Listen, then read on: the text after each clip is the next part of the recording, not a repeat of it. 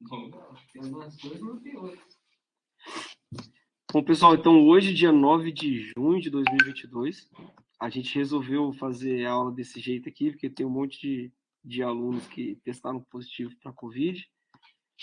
E eu também estou gripadão aqui, então acho que alguns ficaram com medo de vir para a escola também, né? Tá certo? E aí a gente vai fazer ela de uma forma híbrida, né? Tem 3 alunos aqui na turma e o restante está fazendo de casa. Fica à vontade para me parar a hora que vocês quiserem, beleza? Tem a ferramentazinha para levantar a mão aí também. É porque às vezes aqui no chat eu não consigo, eu passo despercebido, né? Aí acho que quando eu clico em levantar a mão faz um barulhinho aqui, eu vou perceber. Se por acaso eu precisar de mostrar alguma coisa no quadro, o Isaac pegou uma câmera aqui, aí na hora que eu for mostrar, habilita a câmera, porque se eu habilitar agora acaba ficando muita informação e pode ficar com o áudio cortado. Bom, vamos lá então, pessoal. Vamos fazer o mais parecido aí com o que seria na sala de aula. Então eu estou adiantando não, né? Quis fazer a aula desse jeito porque senão a gente ia acabar ficando com matéria atrasada.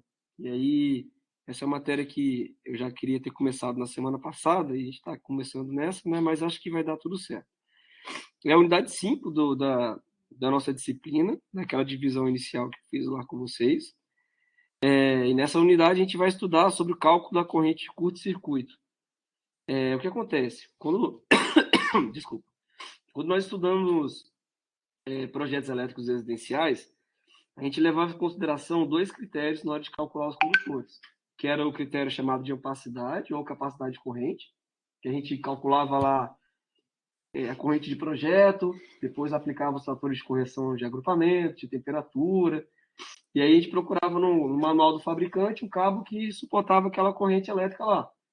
Aí a gente ia para o segundo critério, que era aquela de tensão. Então a gente pegava lá pelos comprimentos dos circuitos, corrente que ia passar, aí a gente tinha lá no manual a resistividade por quilômetro, hoje a gente aplicava aquela equaçãozinha lá, né, que já dizia lá, né, qual que seria aquela de tensão baseado na tensão por quilômetro, né, que a gente tinha uma tabelinha de volts por quilômetro também. Enfim, aí a gente calculava isso e dizia se o cabo estava ou não de acordo com a queda de tensão também. Pode ter no máximo 5% ou 4%, dependendo do trecho da instalação que a gente estava analisando. E aí, né, aliás, tinha esses 2 critérios principais e tinha o terceiro critério, que era a gente encontrar um condutor um disjuntor de proteção para aquela corrente. Né? Então, se ele suportasse a corrente do circuito, se ele apresentasse uma queda de tensão aceitável e se existisse um disjuntor para fazer a proteção daquele fio, então o fio estava escolhido, né, o condutor que a gente utilizar. Só que tem um outro critério que é muito importante, que apesar de numa instalação residencial ele não fazer diferença, eu já vou explicar por quê, numa instalação industrial ele é muito importante, que é o cálculo do curto-circuito. É claro, a gente vai projetar um circuito que vai ter uma proteção, que caso ocorra um curto-circuito, aquela proteção vai atuar e vai mitigar ali a falha, vamos dizer assim, né? Ou seja, a corrente de curto ela vai passar por pouquíssimo tempo no circuito. 100 milissegundos, 200, 300, dependendo do tipo de proteção que a gente está usando. Mas, enfim, mesmo sendo um intervalo muito pequeno, quando essa corrente de curto-circuito ela é muito elevada, ela pode esquentar demais o fio ao ponto de romper o fio, ou de desgastar o isolamento do fio, ou até mesmo de ultrapassar o limite e aquilo pegar fogo, vamos colocar assim dessa forma. E é por isso que numa instalação industrial a gente vai ter que verificar, porque na instalação industrial essas correntes são bem mais altas do que numa instalação residencial. Antes de começar a ver aqui, fazer um questionamento. Vocês acham que a corrente de curto-circuito numa indústria ela é mais alta por qual motivo? Eu falei que na Porque indústria, tem alta potência? porque, vamos lá, eu perguntei, né, por que na indústria essa corrente de curto-circuito é mais alta? Aí a Ingrid falou que é porque tem a potência maior. Está relacionado com isso, mas não é exatamente isso. Por causa dos indutores e motores, não? Também não é isso, Gabriel. O Gabriel falou que era por causa dos indutores e motores que tem lá na indústria. Não é pela alta demanda de corrente nas salas, não? Talvez seja porque tipo, tem a potência ativa e a potência reativa. Não sei. Também não é exatamente isso. Tem mais a ver com o que você falou no começo, Ingrid. O que acontece quando a gente tem uma carga de potência maior? Corrente maior? Corrente maior. E quando a gente vai projetar o cabo, o que acontece quando a gente tem uma corrente grande? O cabo ele é mais fino ou ele é mais grosso? Maior. Tem uma bitola maior. Vocês lembram das leis de Ohm que vocês estudaram? Que resistência é igual a ρ vezes A, vezes L, desculpa, dividido pela área do cabo. O que acontece quando eu aumento a área do cabo? Diminui a resistência. Diminui a resistência. Isso, estamos chegando lá. Num curto-circuito, a potência da carga, a princípio, ela faz diferença? Não, porque a potência, vamos dizer, a energia está vindo da concessionária, a princípio, né? Então, quando você curto-circuita, você simplesmente vai colocar 0 volts, vamos colocar assim na carga, e a corrente vai vir da concessionária direto para o terra. Então, o que limita o valor dessa corrente que vai para o terra? É a impedância dos condutores. Então, numa casa, como os condutores eles são menores, mais finos, a resistência deles é maior, o que faz com que essa corrente que vai vir da concessionária para o terra, ela seja uma corrente menor do que numa indústria que usa cabos bem mais grossos, e aí a resistência é bem menor. Corrente não é tensão sobre resistência? Então, quanto menor a resistência, maior vai ser a corrente. O que acontece que na indústria, então, devido aos cabos mais grossos, essa corrente ela é muito maior. E aí a gente tem que se preocupar com ela. Então, falei um blá blá blá aqui, a gente vai discutir com calma cada um desses pormenores que eu falei aqui. E aí nessa unidade a gente vai ver alguns conceitos sobre curto-circuito, o que é fonte de curto-circuito, ou seja, quando tem um curto-circuito, de onde vem a corrente? É só da concessionária ou pode vir de outro dispositivo também? E a gente vai ver, né, o que acontece. Os efeitos que um curto-circuito pode trazer para a instalação elétrica, né, efeitos físicos mesmo, né, o que pode acontecer. Os tipos de curto-circuito, então a gente pode ter um curto-circuito de fase para neutro, de fase para terra, de uma fase para outra, entre as 3 fases, então cada um deles tem uma consequência um pouco diferente. A gente vai ver sobre a simetria do curto-circuito, o que significa isso, e no final, como é que a gente calcula, então, uma corrente de curto-circuito? De um circuito qualquer lá, elétrico, como é que a gente chega nessa corrente de curto-circuito? Pessoal, eu sei que é chato a tosse, mas é porque acho que a garganta tá ruim aí, é inevitável.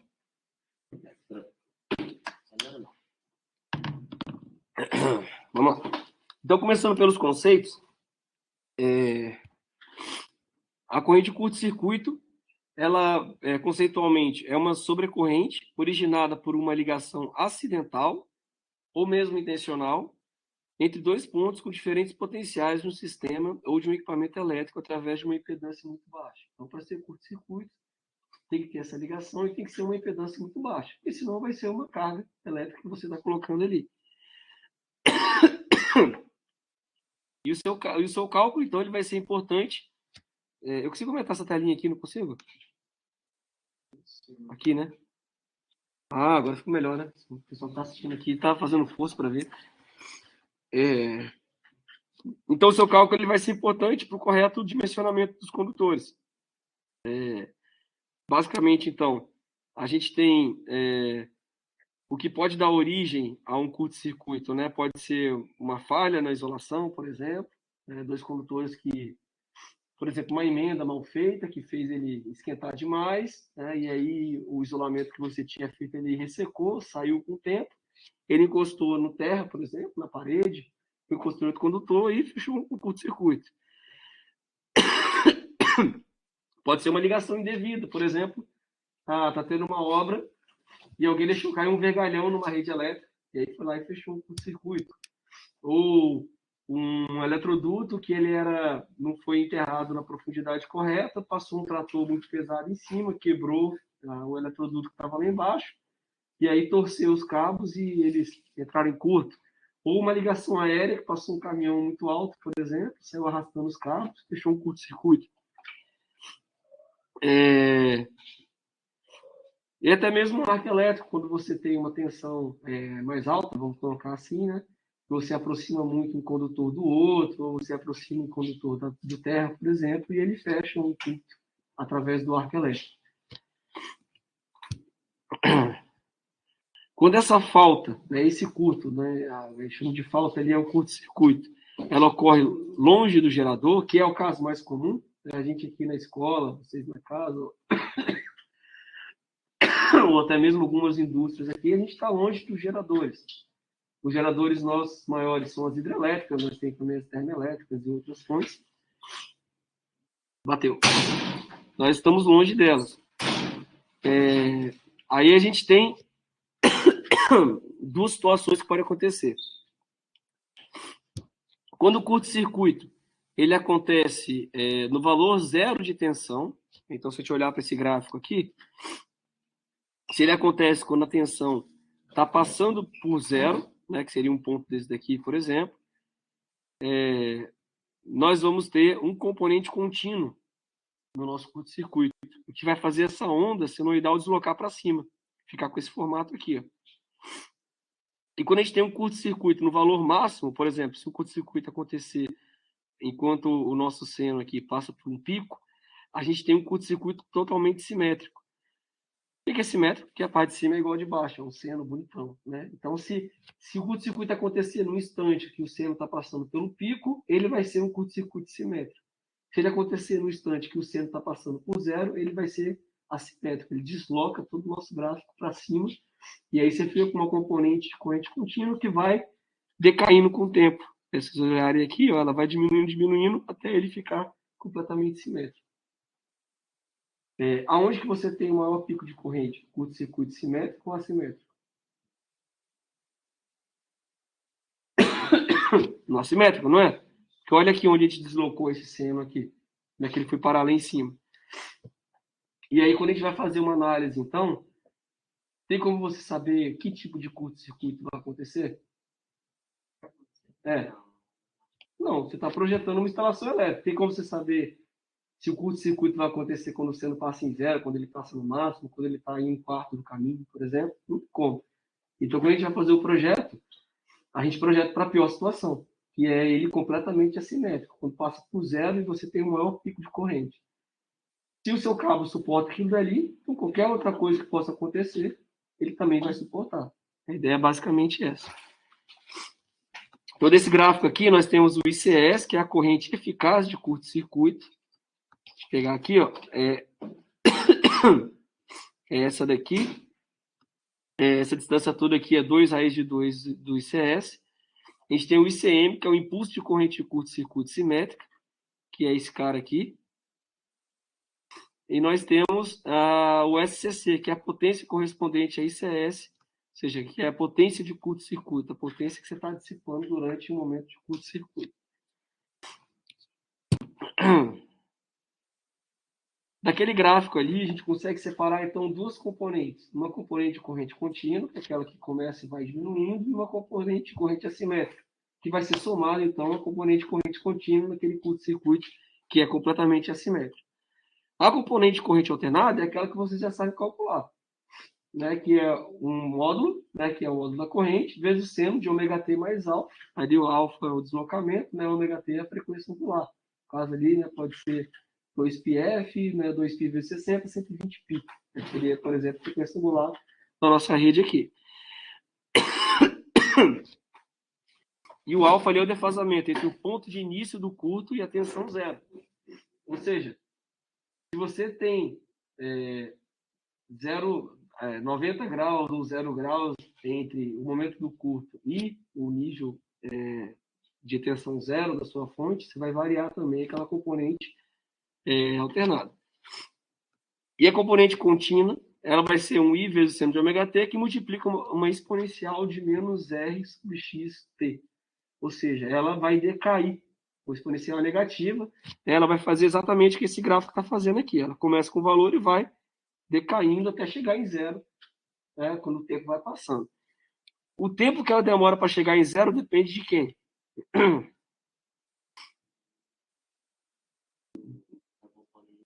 Desse cara que está aqui em cima, certo? de R sobre X. Quanto maior for o R em relação ao X, mais rápido ela cai. O X é a impedância da instalação. Quanto mais impedância tiver a instalação, mais tempo ela vai demorar para cair. Basicamente porque as impedâncias elas vão ser fonte de corrente elétrica também durante o curto-circuito. Então, se você tem muita impedância, muita energia armazenada, durante o curto-circuito, toda essa energia vai ser utilizada, né, vai ser drenada pelo ponto de curto-circuito que você colocou. E com mais tempo vai demorar para acessar essa corrente contínua do seu curto-circuito.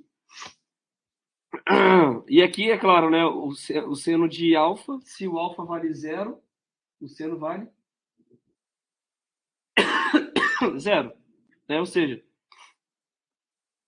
se o seno vale 90, vale 1. Né? Então, quando você tem a defasagem entre o ponto de início e o zero da tensão, se ele é 90, quer dizer que está pegando o máximo.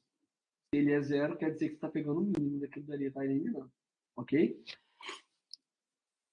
Ou seja, dependendo de instalação, aí aqui sim, faz diferença onde você tem muito motor ou muito indutor, né? Você vai ter um curto que vai durar mais tempo ou menos tempo na fase chamada de assimétrica, que é quando ele tem a componente de corrente contínua. Bom, o que podem ser fontes, então, de corrente de curto-circuito?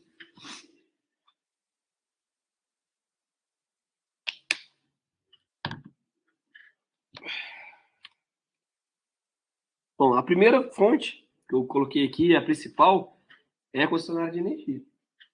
Porque ela, para a gente aqui como usuário, ela é como se fosse uma fonte infinita de energia. Né? De maneira que, se eu precisar de circular uma corrente de 1000 amperes, ela vai fornecer os 1000 amperes. Se eu precisar de 5000, ela vai fornecer os 5000. Então, para essa análise, a gente considera como se ela fosse uma fonte infinita. Né? Ela vai fornecer o que você precisa enquanto você precisar, sem ter queda de tensão. Então, essa fonte principal, a atuação dela no curto-circuito, o fornecimento de corrente de curto-circuito, vai durar até a atuação da proteção. Então, por exemplo, aqui na escola, lá na subestação da escola, nós temos relés de proteção. Quando acontece um curto-circuito, o relé está programado para identificar, né, e desarmar a instalação. Então, enquanto o nosso relé não mandar desarmar o disjuntor da escola aqui não é igual esse disjuntorzinho que a gente tem, ele é grandão, e é um relé que controla o desarme ou o rearme dele. Então, a gente tem um circuito eletrônico que faz isso automático. E aí, quando a gente tem um problema de curto-circuito, é ele que vai mandar desarmar, né, o disjuntor. E aí, enquanto ele não manda desarmar, o fornecimento de corrente vai se manter. E, né, claro, o seu valor, né, apesar dele ter, vamos dizer, energia infinita para suprir, ele pode ficar suprindo o seu curto-circuito pelo tempo que você precisar. Ele vai ter uma potência de curto-circuito na entrega, ou seja, tomando toda a resistência das linhas de transmissão, das linhas de distribuição até aquele ponto que você está analisando. Então, ele vai ter uma corrente máxima que vai ser fornecida ali, né, baseada em toda essa resistência e impedância da linha, mas ele pode fornecer aquilo por um tempo enquanto você não desliga a sua rede elétrica. E uma outra fonte de contribuição importante são os geradores. E aí a contribuição deles no curto-circuito ela vai ser proporcional ao porte. Quanto maior é o gerador, mais contribuição ele pode fornecer para o curto. E a sua contribuição ela vai variar pouco ao longo do tempo. Né? Então, de certa forma, ele vai conseguir manter a contribuição dele lá por tempo da proteção desarmada. Em algumas unidades, é normal ter gerador, tá? Supermercado, por exemplo. Porque locais onde você tem uma aglomeração grande de pessoas, é muito perigoso você, numa falta de energia da concessionária, você ficar completamente desabastecido de energia elétrica. Então, em alguns lugares como supermercado, hospitais, é comum ter o gerador diesel. E normalmente ele funciona de duas formas. Ou ele fica sempre desligado e é ligado semanalmente ou quinzenalmente só para fazer teste mesmo, né, para garantir que ele está em bom funcionamento. É o motor, né? Quem gosta de moto aí já deve ter escutado falar, se você deixar a moto sem ligar um mês na garagem, é capaz que ela nem liga. Então acontece mesmo com essas máquinas. Você tem que, a máquina mecânica, diesel, você tem que ligar ela de vez em quando, funciona lá por uns 10, 15 minutos, para garantir que ela que ela vai funcionar quando você precisar. E tem algumas empresas que utilizam o gerador todo dia, porque no horário de ponta de consumo, de 5 às 9, de 6 às 10, eu não me lembro muito bem aqui no Espírito Santo qual que é considerado horário de pico, a energia é mais cara, ela é bem mais cara. Aqui na escola, por exemplo, quando a gente faz o contrato de energia, a gente tem um contrato para todo dia, exceto, vou colocar de 6 às 10, tá? Mas não me lembro muito bem o horário. Exceto de 6 às 10 e um contrato para 6 às 10. Né? Ou seja, a energia nesse horário, que é o chamado horário de ponta, ela tem valor diferente. E aí o que acontece nesses horários de ponta, às vezes é mais vantajoso para a indústria, ou supermercado, por exemplo, ligar um gerador diesel, né, para suprir uma parte do consumo dela e o resto vem da concessionária, do que ela pagar, né, a energia mais cara nesse horário. Fica mais barato comprar o diesel e abastecer, ou ficava, né, não sei, agora o preço também está bem alto, né, do diesel. Mas, enfim, valia mais a pena ela manter, né, o gerador diesel funcionando todo dia nos horários do que não. Desculpa. E vocês percebem isso. Às vezes você está num supermercado que faz esse tipo de uso, né? Você vê a luz dando uma piscadinha. Bem rápida, assim, nesse horário de 6 horas. Que é quando entra o gerador, que ele entra em sincronismo e dá uma osciladazinha na frequência, uma batidinha, vamos dizer assim. E aí você vê ela piscando e depois vai funcionando até o horário de encerrar. Aqui na escola, por exemplo, como a gente está tentando reduzir um pouco o consumo de energia, uma das providências que a direção tomou foi da gente diminuir o uso do ar-condicionado depois das 6 da tarde. Porque aí já é um horário que está um pouco mais fresco, vamos dizer assim, é menos pior do que agora, a gente aqui, né, passar calor sem, né, um dia quente, por exemplo, sem ar-condicionado. E aí nesse horário dá para você desligar, porque é um horário que a energia é mais cara, então você tem uma efetividade maior na hora de você fazer a economia de energia.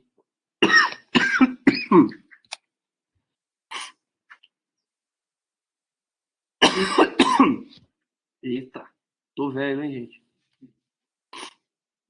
Aí a gente tem a contribuição dos motores síncronos. Então, o motor, enquanto você está alimentando ele como motor, ok. A partir do momento que você tira a alimentação, coloca um curto-circuito, por exemplo, esse motor, ele vira um gerador.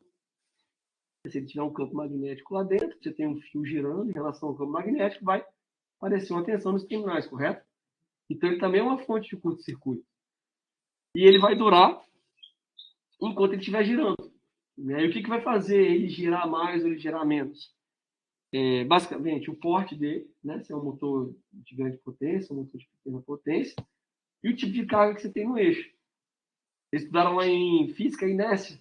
Estudaram? Então, se você tem um motor que tem uma carga de alta inércia, por exemplo, um disco com pesos na ponta, né?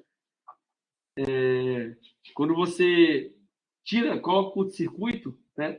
Aquela inércia ali vai fazer com que o eixo do motor fique girando por um bom tempo, né? Até você né, diminuir a velocidade lá no ponto que ele não é mais uma fonte de curto-circuito. E os motores assíncronos também, da mesma forma, né? Só que Mas a inércia é muito grande para conseguir gerar alguma coisa? Tem que ter uma inércia boa, né? Então o motor pequenininho normalmente não contribui muito. Normalmente são máquinas vou colocar assim, 30 cavalos, 100 cavalos, aí a contribuição vai ser maior. Esses motores que, pra vocês terem uma ideia de tamanho, né? Que a gente usa numa cisterna de caixa d'água, por exemplo, são motores de meio CV, 1 CV, então são motores pequenininhos. Quando a gente fala motor de 30 cavalos, de 100 cavalos, são baita de motores grandões. Aí esses caras é onde ele vai ter realmente a diferença na hora do curto-circuito, vai ter a contribuição dele. Os de motor assíncrono, eles também contribuem, só que normalmente eles são de potência menor, então eles, por default, vamos colocar assim, normalmente eles contribuem em menor quantidade no curto-circuito. Vocês já fizeram aquele teste do momento de inércia, de girar na cadeira? Tentar ter uma ovelha perdida. Opa, beleza? Já viram aqueles filmes de estações espaciais que eles colocam um peso normalmente grandão para os lados? que faz a máquina, a nave ficar girando para poder criar uma gravidade artificial, por que ele bota aqueles pesos para o lado? Que aumenta muito o momento de inércia, de maneira que fica difícil você variar a velocidade rapidamente, não é fácil de você controlar. Deixa eu ver se eu consigo fazer um teste aqui. Rapaz, vai ser engraçado fazer isso por vídeo. Eu já vi um cara que ele pega 2 pesos. Isso, vamos tentar fazer por vídeo aqui. Ó. Se ele aproxima, ele gira mais devagar. E se ele... Ah, não, ao contrário. Vocês estão com mochila aí? Preciso de 2 mochilas. Dá para me ver aí? Peraí. Ah, não, eu quero fazer. Posso? Não tem. Ó, não sei então. Preciso mais uma mochila. Preciso de mais uma. Você presta essa aqui, por favor? Vai seguir, né? Ó, cuidado para não cair na cadeira, hein, bicho. Rafael sai fora. É possível. Tem certeza, não já tá pesado. Ó, Tem medo, não. aí qual que é o macete aqui para o negócio ficar bom? Deixa eu filmar aqui primeiro. Você tem que segurar ele afastado, estica as pernas para frente, né? Aí quando for na hora de você não ficar fazendo muita força, aí eu vou girar. Aí quando eu falar já, você junta a perna e os braços. Cuidado para não cair, tá? Uhum. Aí quando você vai girar, acelerar. Aí estica agora. Junta de novo.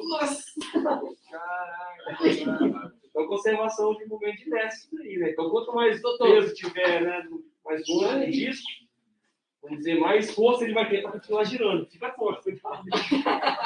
Dá uma acelerada boa, tá? Maneiro. Peraí, também. Nossa, parece tudo aqui, cara. Meu Deus. Nossa, e não dá pra fechar. Então, você vê a energia que você tem armazenado lá no negócio daquele girando com os braços abertos, né? Porque é difícil você mudar, porque tem muita energia ali. Tanto quando ele diminui o raio ali, né? Com a mesma energia, faz ele aumentar pra caramba a velocidade dele.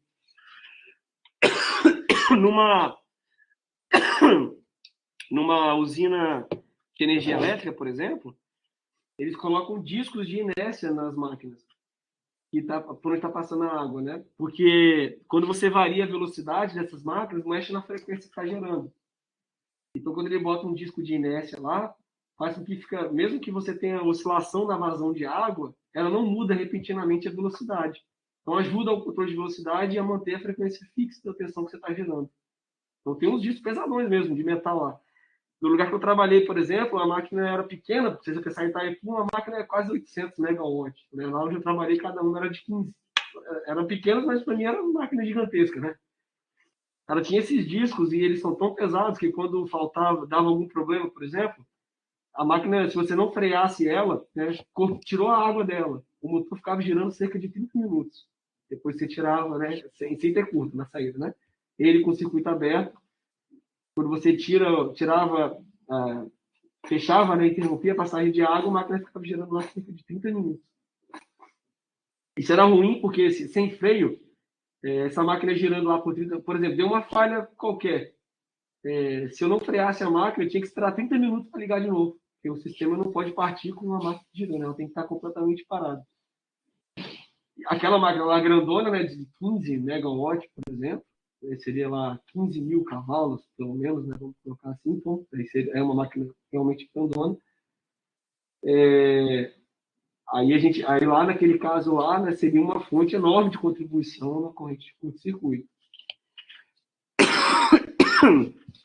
Deixa eu consertar aqui.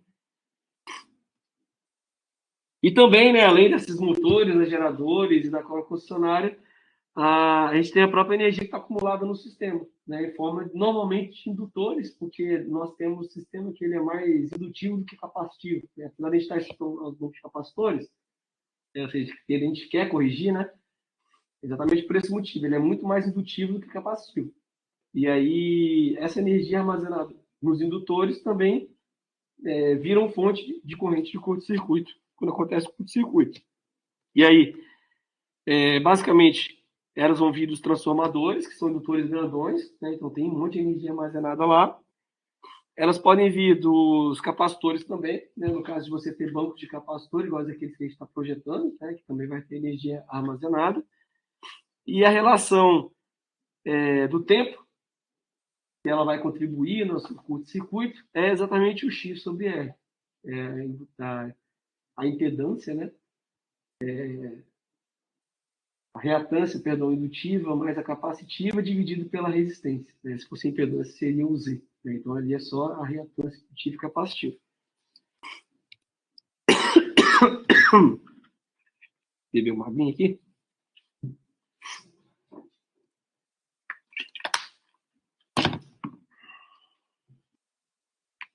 Já passou aí, Gabriel? Nossa, Parece brincadeira, vai ficar tonto, não fica? fica muito, muito. Bom, agora em relação aos efeitos do curto-circuito. Tá, deu uma merda, né? O curto-circuito. A gente vai projetar uma instalação para suportar o curto-circuito, a gente vai colocar dispositivos de proteção para proteger da corrente do curto-circuito, mas a gente não pode evitar que o curto-circuito efetivamente ocorra. Né? A gente pode mitigar o máximo possível, que é colocar bons eletrodutos, né? Bons condutores de passagem, né? Canaletas, enfim, coisas que a gente vai aprender a projetar no segundo semestre. Mas, eventualmente, pode entrar um animal lá dentro, por exemplo, roer o isolamento do fio, né? E fechar um curto-circuito, e aí aconteceu o curto-circuito. Né? Então, ou seja, aconteceu o curto-circuito. O que pode levar de consequência para a nossa instalação? A primeira coisa que pode acontecer são efeitos mecânicos, que eles são verificados no primeiro ciclo do curto-circuito, exatamente porque é onde a gente tem a maior intensidade da corrente, né? Que a gente pode ter aquela fase assimétrica lá bem alta. E o que seria um efeito mecânico? Eu fotinha aqui, não botei não. Corrente elétrica passando no condutor gera campo magnético, correto? Você tem uma componente DC muito alta. Né? Você viu que aquela tensão ela fica só de um sentido lá, né? Ou seja, você vai gerar um campo muito alto, tipo um campo norte, por exemplo. Isso pode fazer que os barramentos de cobre se atraiam, por exemplo. Né? Então, numa instalação elétrica, já viram os barramentos que tem numa instalação? Né? Aquelas barrinhas de cobre, aquilo ali pode empenar mesmo. Então, e se empenar aquilo dali, provavelmente você vai ter que trocar. Tanto o barramento, né, que é o cobre que empenou, quanto as buchas que prendem o barramento, quebra tudo. E aqui, galera, estou falando não é curto-circuito de casa, né? É o curto-circuito de uma indústria, por exemplo, grande, que é onde isso realmente pode acontecer. Aí dá ruim. Que além do prejuízo físico, né? Alguém pode ter se machucado por conta dos efeitos térmicos. Você tem um prejuízo financeiro, que pode ser grande. Né? Nesse caso, não só porque quebrou o equipamento ali, né? O barramento, mas principalmente porque vai ter que ficar a indústria parada.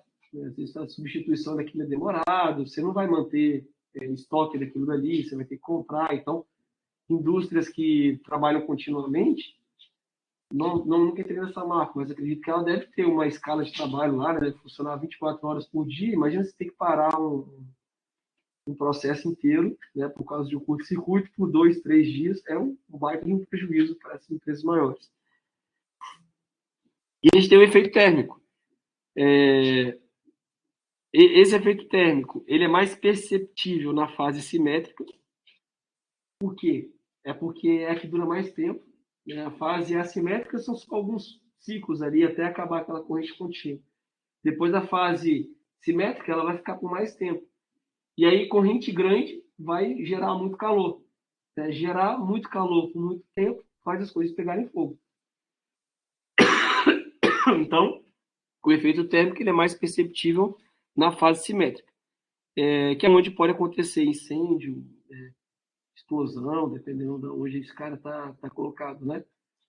Tem uma empresa que trabalha com gases, por exemplo, né? Pode gerar alguma centelha em algum lugar e, inclusive, levar a ter explosão de vasos de gás, alguma coisa do tipo.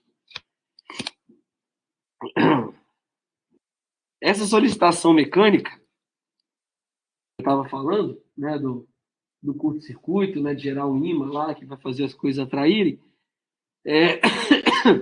ela vai ocorrer quando dois condutores são percorridos por uma corrente elétrica e ela vai surgir entre eles como uma forma de atração ou de repulsão eletromagnética. Em um curto, essa fonte que eu falei, né, pode ser significativa, essa força, pode ocorrer entre condutores, entre isoladores ou internamente aos equipamentos. Até dentro de um torno, por exemplo, lá dentro dos equipamentos internos dele pode acontecer, desde que seja uma máquina realmente muito grande.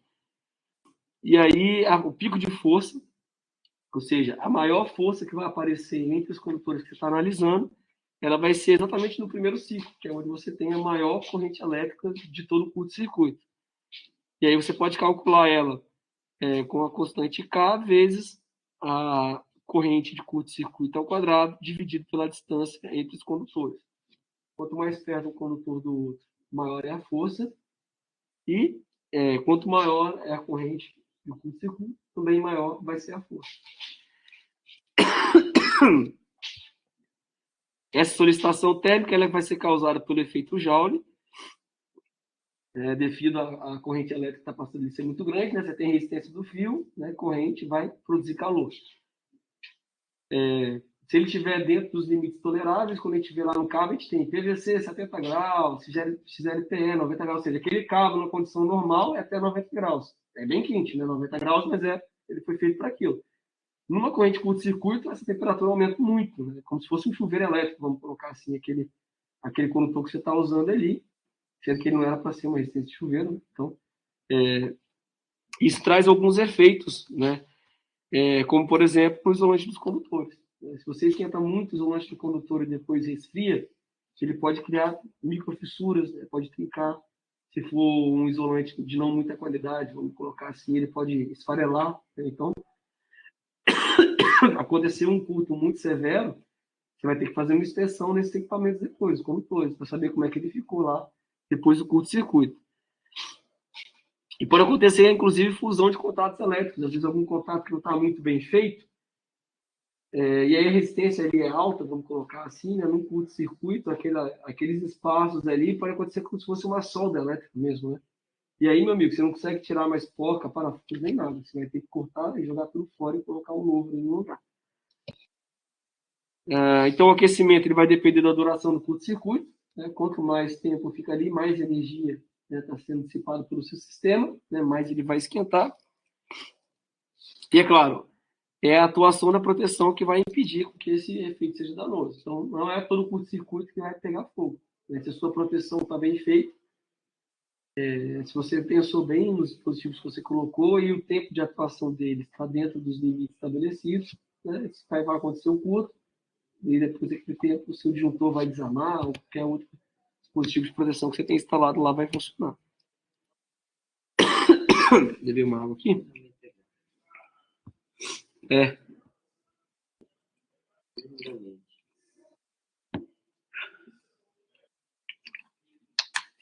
Em relação ao efeito térmico, essa solicitação térmica, né?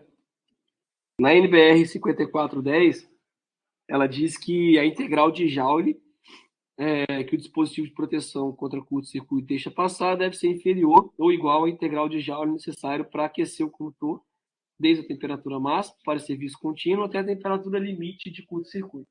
Traduzindo, aquela integral ali é uma... Vocês já viram isso? Alguém já falou com vocês isso daí? É uma ferramenta matemática. Oi? A área, isso, exatamente. É uma ferramenta matemática que te ajuda a calcular a área de funções. Né? Por que a gente calcula... Como é que a gente calcula a energia? Energia elétrica.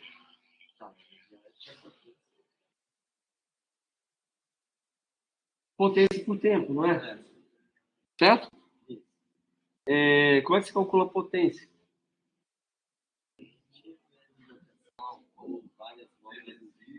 V ao quadrado. Então, em função da corrente elétrica, você pegar a corrente elétrica ao quadrado e multiplicar pelo tempo que ela passou ali, isso vai te dar energia também. Né? Por que integral aqui? Ó? Se calcula aqui, ó, de um tempo zero até um tempo t, de 1 segundo, por exemplo. Aí a ferramenta faz, né? Não sei como eu vou falar, né? Que você teria que calcular aqui, que é a antiderivada da corrente ao quadrado, e aí daquele intervalo de tempo, você vai dar uma função, a área daquela função é exatamente o que a gente quer saber de energia despendida. O que a norma diz é o seguinte, que a energia que você tem durante o curto-circuito, ela tem que ser menor do que a energia necessária para fazer o condutor sair da região de operação, por exemplo, 90 graus, até o máximo que, eu não coloquei aqui, mas eu acho que para o XLPE é 270 graus. Mas por quê? Se a energia do curto-circuito for maior do que essa energia, significa que ele vai passar dos 270 graus. Aí deu merda. E aí o condutor extrapolou a temperatura limite dele. É basicamente isso que a norma quer dizer.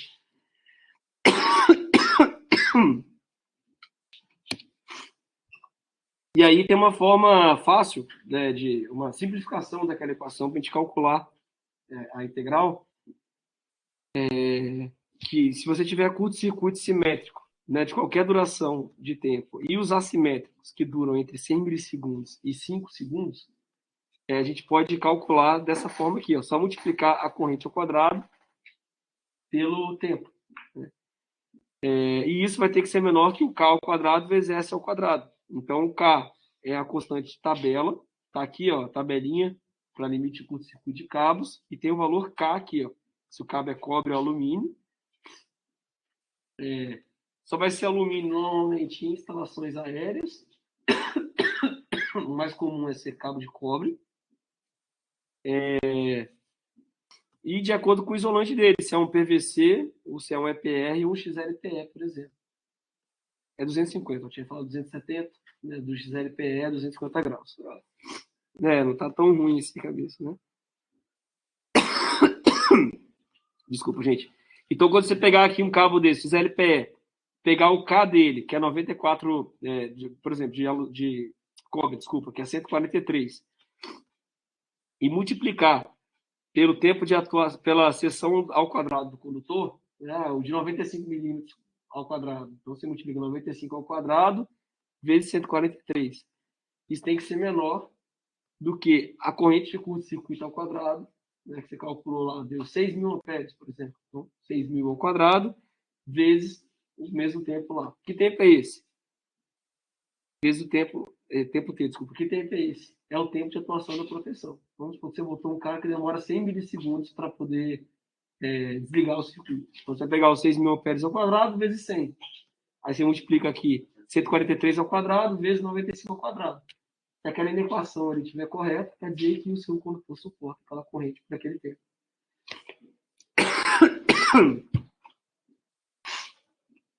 É normal para uma instalação elétrica residencial você ter disjuntores que demoram lá 2 ciclos para desarmar um curto-circuito. Um ciclo é 1 sobre 60, que dá mais ou menos 16 milissegundos. Ou seja, 2 ciclos são 32 milissegundos, mais ou menos, tá? Então, normalmente esse é o tempo que ele demora para desligar o circuito. É bem rápido. Numa instalação industrial, esse tempo não é fixo. A gente pode programar ele pelo relé de proteção, que tem uma função que vocês vão ver lá em subestações, acredito eu. Dá para você... Quais matérias estão tendo agora? Subestações e... Instrumentação. Tem comando. Não, comandos acho que não vai ficar bem isso, não. Instrumentação. E manutenção. Mas manutenção... Não, acho que seria mais a parte de programação de relé. Não sei se você chegou a ver isso, mas não tem porquê também. É um número que você pode escolher, aí tem os critérios para poder escolher, mas basicamente você tem que fazer um negócio que a gente vai ver aqui, que é fazer uma sequência de desarme, vamos colocar assim. Por exemplo, o curto-circuito aqui na mesa do Isaac, qual disjuntor tem que desarmar? Aqui nessa sala, desse andar, ou tem que desligar o geral da escola? Essa sala, né? Então a gente faz essa sequência, né? A gente encaixa esses tempos, né? Eu não posso, por exemplo, com o curto-circuito aqui, desligar a escola inteira. Aí o negócio ficou sem sentido. Então a gente vai ver como é que faz isso também. Tá?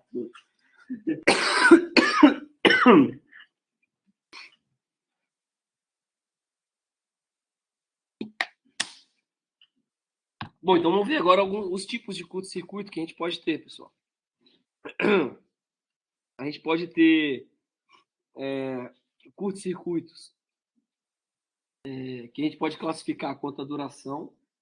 Ele pode ser o auto-extinguível, um transitório ou um permanente. O auto-extinguível deu curto, saiu depois do curto-circuito, sozinho, né? ou ele pode ser um transitório, né, durante alguma máquina lá de impedância muito baixa que foi partir, por exemplo, aquilo pode ser considerado como se fosse um curto-circuito e depois volta ao normal. E ele pode ser permanente, né? Caiu uma árvore em cima de uma linha, fechou o curto e ficou lá o curto-circuito permanente. Até alguém ir lá e consertar o problema. E a gente pode classificar contra a origem. A origem indica qual o fato gerador do rompimento da isolação e do consequente curto-circuito. Então, por exemplo, a origem pode ser um dano mecânico, causado por esforços mecânicos que causem danos na isolação dos condutores ou por contato acidental com partes energizadas. A origem pode ser uma sobretensão causada por efeitos de manobra ou descargas atmosféricas que geram arco elétrico entre as partes energizadas ou entre elas e as carcaças. Deixou um arco ali entre alguma coisa, vai ser um curto-circuito, devido à sobretensão, né? O rompimento da isolação, certo? O rompimento da isolação devido a descargas parciais, que é a ação do campo elétrico sobre os vazios no interior da isolação, que podem causar sua perfuração. Então, dentro do próprio condutor, os campos elétricos lá dentro podem perfurar o condutor e aí você ter fuga para a terra ou para outro condutor. Danos originados por calor, umidade ou ambiente corrosivo. Sei lá, você tem um circuito elétrico que passa dentro de uma planta química.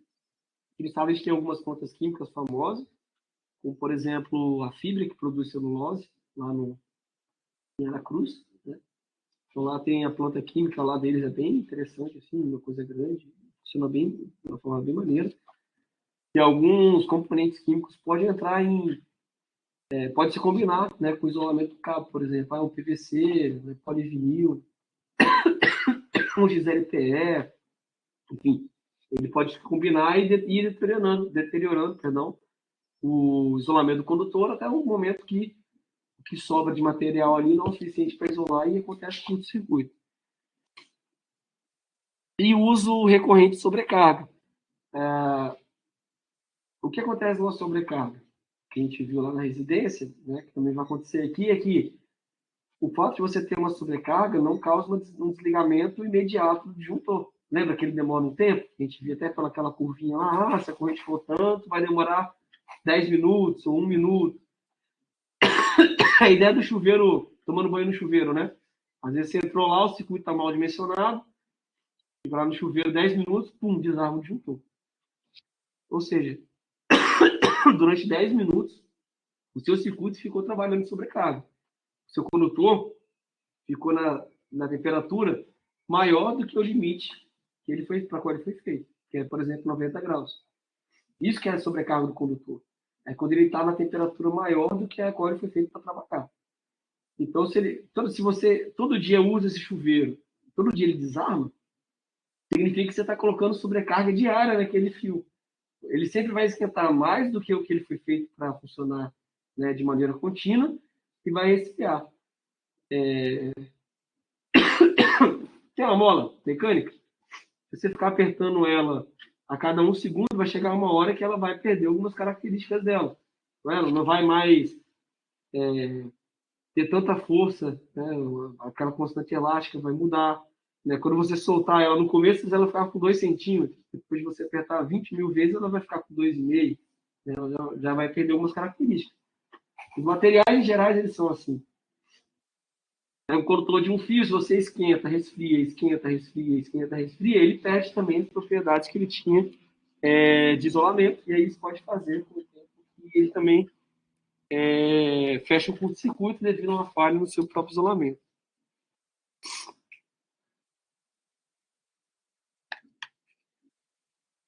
E nós podemos classificar de acordo com a localização, se o curto-circuito foi interno ou externo a máquinas e painéis.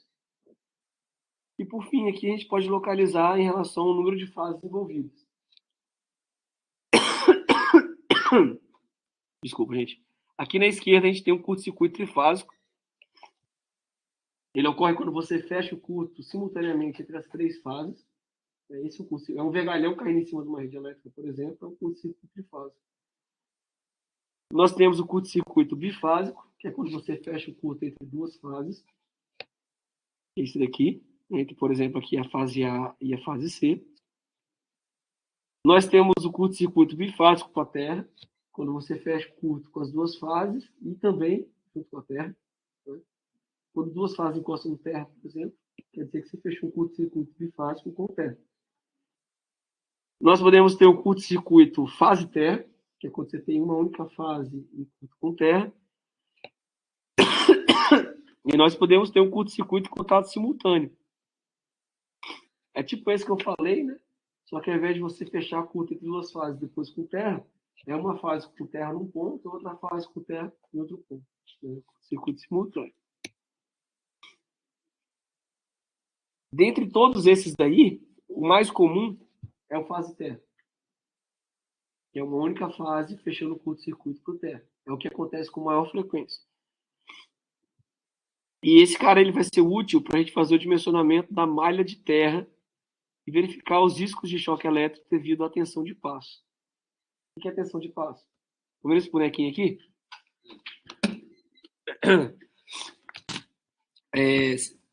Faz de conta que isso daqui é o condutor fechando o curto para o chão. Naquele ponto ali que ele fechou o curto, a corrente vai circular pela terra, correto? Desculpa, gente. A terra tem uma resistência elétrica. A gente vai ver lá mais para frente, ela vai ser super importante no projeto. Essa resistência elétrica de terra, principalmente quando a gente estiver falando de projeto de SPDA, que são sistemas de proteção contra descargas atmosféricas. E por que ela vai ser importante, aquela corrente que circula ali e a resistência do terra? O que acontece quando a gente tem resistência e passa corrente elétrica por ela? Queda de tensão, correto? E o que vai acontecer aqui? Se tem uma corrente elétrica circulando pelo terra, e o Isaac está em cima, por exemplo, ali a corrente elétrica passando embaixo, entre os dois pés do Isaac tem uma resistência elétrica. Se ali passa uma corrente de 1000 amperes, por exemplo, e a resistência é de 1 ohm, qual que é a DDT entre os dois pés? R vezes I. 1000 vezes 1 dá 1000 volts. Se o Isaac está descalço ali em cima, provavelmente ele vai tomar choque. Então, uma resistência alta de terra, ela é ruim, porque quando você faz o aterramento, o escoamento de corrente elétrica ali pode fazer com que a pessoa tome choque, só pelo simples fato dela estar em pé ali do lado. Que é o que vai acontecer no SPDA. No SPDA mal projetado, no final das contas, é muito pior você ter um para-raio em casa, se ele foi mal projetado, do que você não ter. Porque o para-raio vai fazer, de repente, um raio ser guiado pelo fio que você colocou, e se a resistência de terra for alta, você pode eletrocutar que está perto do seu para-raio, do aterramento dele.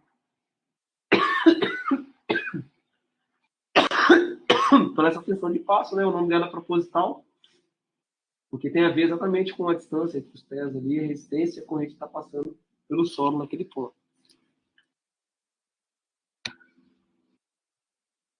Entretanto, pode falar. Isso aí. Numa fazenda, né? Às vezes está um monte de gado concentrado, exatamente. Aí eles vão para baixo de uma árvore, por exemplo. Aí a árvore é um ponto mais alto ali na região, né? Uma suposição.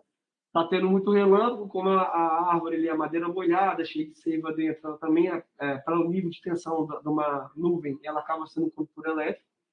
O raio vai procurar o caminho de menor resistência, que vai ser passar pela árvore. Quando ele é escoado pelo chão, que está todo encharcado, né? Então tem uma resistência baixa, os bichinhos estão ali do lado, todo mundo é eletrocutado junto. E aí é muito comum, né? Não sei aqui no estado, né? Mas aqueles lugares que o pessoal cria gado, que são muitos e muitos gados, né? Às vezes o cara chega lá e tem 50 boi mortos no chão. É exatamente por uma tempestade com raios, né? E é por isso que é uma das recomendações, quando você estiver num lugar desse, assim, estiver tendo uma chuva com muito relâmpago, é de você não correr para esses pontos, não correr para baixo de árvore, ou para próximo de alguma torre metal. O melhor que você tem a fazer é sentar no chão, cabeça entre as pernas, ficar lá parado, esperando passar essa fase de relâmpago. Então, se você ficar correndo ou subir em algum lugar que seja principalmente um ponto alto, né, tem uma chance alta ou do raio cair exatamente onde você está, ou por estar próximo, né, você ser eletrocutado por essa tensão de passo. pro raio pegar você. Como é que é? Você tá ali na hora errada, no lugar errado. Mas assim, Pegar. o Brasil, galera, é o país que tem a maior incidência de raios no mundo. Então, aqui no nosso país, né, de uma maneira geral, assim, tem muito problema com raio.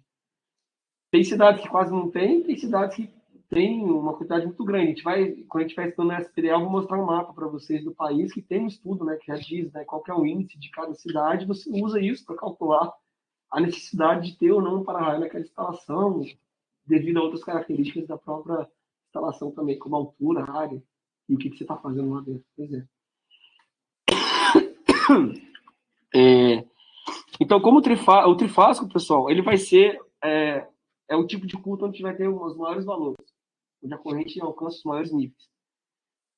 E é ele, então, que a gente vai utilizar para fazer o dimensionamento. Né? Lembra que eu falei? Se aguenta a maior corrente, beleza, então o resto, para ele, vai de boa. É claro que não tão de boa, porque vamos supor que o simétrico, o curto-circuito trifásico, 5.000 amperes, o outro dá só 5.000. Ou seja, o seu dispositivo de proteção, ele tem que identificar os 5.000 também. Porque o de 5.000 ele tem que ser atuado naquele tempo. Ele vai ser menos prejudicial do que o de 6, e o seu disjuntor tem que ser de qualquer jeito. Né? Agora, o de 6 é o maior ali. O maior ali é o que a gente vai usar para poder calcular o barramento, os condutores, verificar, por exemplo, no barramento, a gente vai chegar a fazer isso na nossa matéria, né? Mas o engenheiro poderia verificar, por exemplo, entre essas duas barrinhas aqui, qual que é a força entre elas durante o curto-circuito, para saber se o barramento vai empenar, se o que ele está colocando ali vai suportar ou não. Isso é só em teste físico mesmo, porque para poder conseguir um diagnóstico. Não, dá para calcular. Dá pra calcular. O cara vai saber lá, pelas impedâncias, a corrente que vai passar, ele sabe o tipo de barra que ele está utilizando, e ele calcula lá os esforços mecânicos, a distância entre as barras, ele também vai ter, então ele consegue calcular lá, para saber se vai ser ou não. Na prática, os quadros, normalmente, eles já vêm com as frações prontas, então, né, essas distâncias, elas normalmente já são feitas para garantir que não vai dar muito problema nessas situações.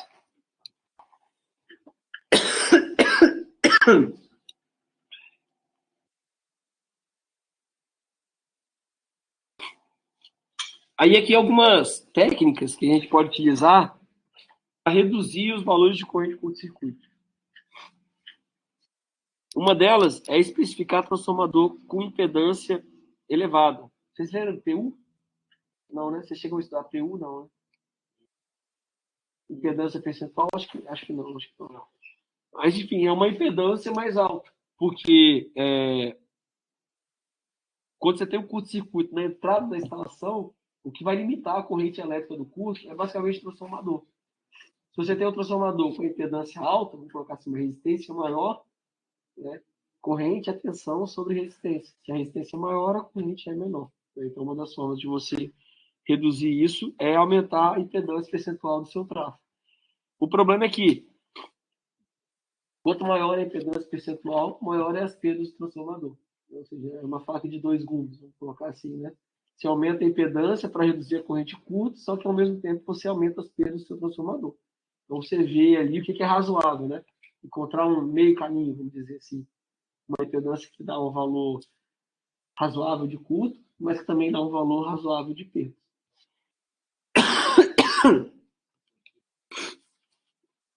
Na verdade, tudo na área de engenharia elétrica é mais ou menos assim, né? Sempre ganha de um lado e perde do outro. E aí você tem que encontrar ali o que é o melhor dos caminhos, né? Assim, o melhor dos dois mundos, vamos colocar assim. Qual que é o que dá menos perda, né? O que vai ter o melhor desempenho. Outra técnica é dividir a carga da instalação em circuitos parciais. Ao invés de botar um blocão,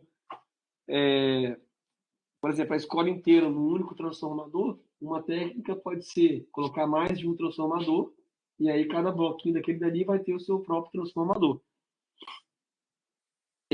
Um cuidado que tem que tomar é que quando você faz isso, né, por exemplo, na escola tem 4 transformadores. Quando você separa os bloquinhos de vários transformadores, é que você vai ter várias impedâncias em paralelo. O que acontece quando a gente coloca impedância em paralelo? O equivalente, né, se forem duas iguais, por exemplo, o equivalente é metade. E o que acontece quando você reduz a impedância? Resistência menor, corrente maior, certo? É isso. Outra técnica é fazer inserção de impedância série junto ao transformador. Ou seja, insere com o transformador, você coloca uma impedância mesmo, né? De maneira que você aumente a resistência, né, total que você tem ali. A indutância do reator é calculada de forma que torne viável técnica e economicamente a utilização de proteção com uma resistência desprezível para minimizar as perdas de energia. A impedância vai trazer perda também, né? Então você tem que calcular para ver, né, o que vale, o que é melhor ali, né? Até onde é aceitável as perdas e até onde é aceitável a corrente que você está gerando ali. E existe também os fusíveis limitadores de corrente que servem com disjuntor, que eles podem ser mais rápidos do que o próprio disjuntor. Então, o disjuntor, que o tempo mínimo ali é 300 milissegundos. Você, de repente, com um fusível de 50, já vai te ajudar, porque vai interromper o curto-circuito mais rápido para te facilitar na hora de fazer o seu projeto. O único conveniente do fusível é que você tem que trocar quando queima. Então, atuou, protegeu, beleza. Agora, né, para voltar a funcionar, você tem que ir lá tirar os fusíveis e colocar fusíveis novos. Ou seja, todos vão atuar, né, nesse caso, tanto o disjuntor quanto o fusível, só que o fusível normalmente é mais rápido. Até uma observação interessante, pessoal, é que às vezes, mesmo que queime só um fusível, o importante é interessante que você troque todos, porque às vezes queimou um, mas os outros, né, foram danificados também, né, e pode causar um mau funcionamento futuro, principalmente numa situação dessa de curto-circuito. Né, um queimou primeiro, aí o disjuntor desarmou e não deu tempo de queimar os outros. Mas aí assim você vai lá e troca os 3 fusíveis.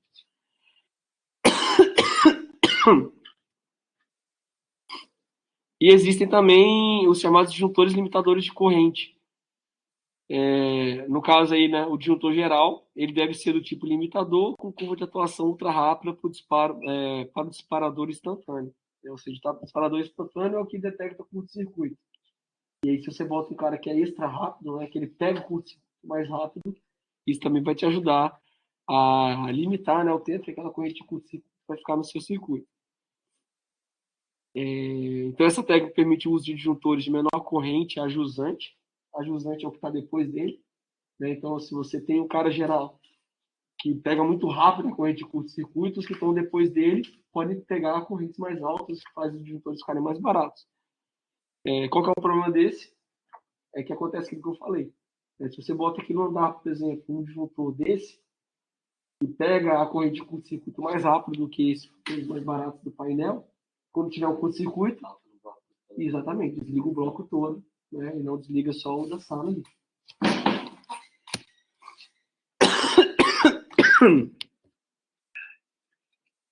Beber uma aguinha aqui.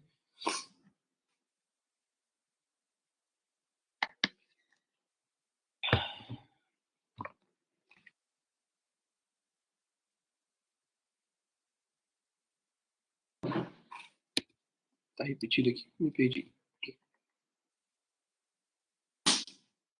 Bom, em relação à simetria, tem a ver com aquela questão de você ter componente contínuo ou não somado à sua corrente alternada. Então, a gente pode ter uma corrente simétrica, que é essa aqui de cima na esquerda, né? A parte de cima é claramente igual à parte de baixo.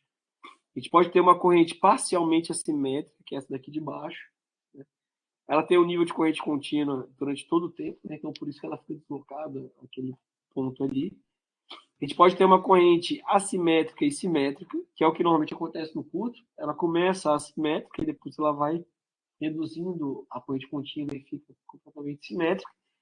E a gente pode ter uma corrente que é do tipo totalmente assimétrica, onde ela fica só de um lado. Pergunta de concurso. Algum desses sinais aqui é corrente contínua ou todos eles são corrente alternada?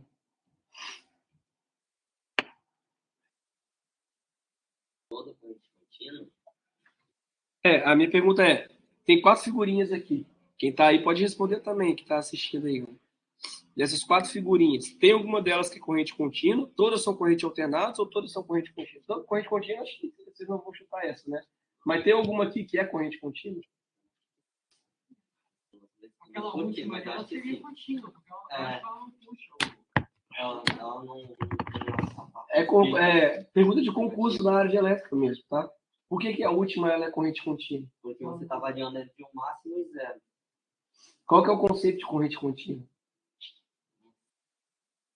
Não varia entre os polos? Não varia o sentido da corrente. Né? Então, exatamente. A corrente aqui, nesse último, não é sempre num sentido só, né? Só de 0 para cima. Pode ser de 10 para cima, enfim. Se você não muda de positivo para negativo, negativo para positivo, é corrente contínua. Agora, é corrente constante, contínua, constante? Não. Ela varia, ela é corrente contínua, variável. Beleza? Então, o conceito de alternado é quando você tem inversão no sentido de corrente elétrica. Se não tem inversão, é corrente contínua.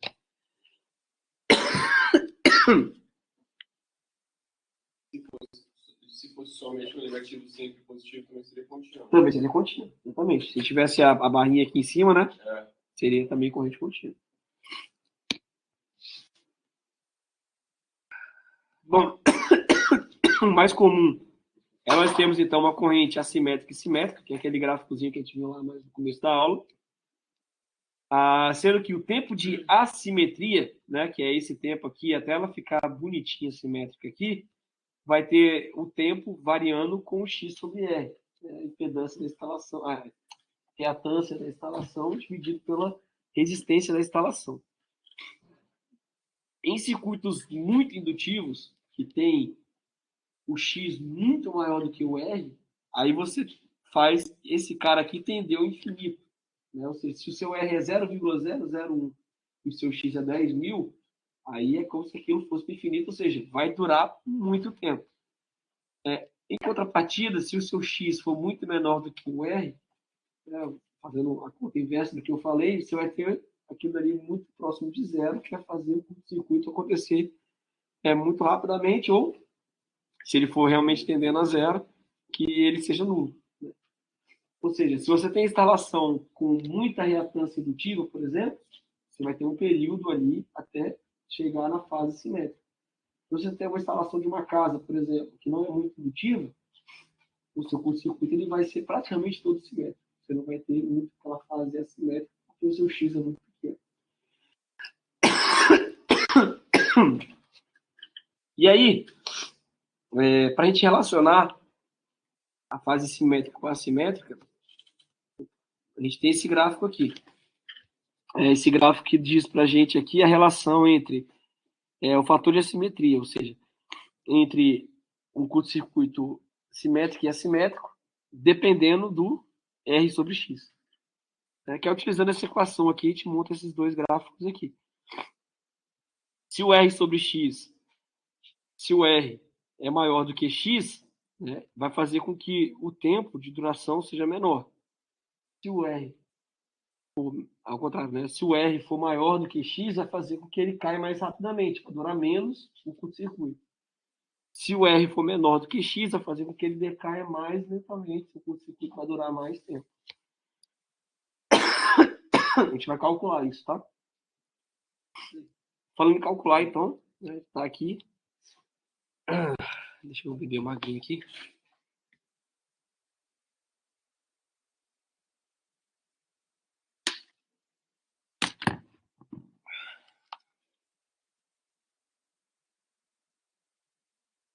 Eu tô lascado. Essa máscara aqui, ela me dá rinite também. Aí ajuda mais a tossir ainda, né, velho?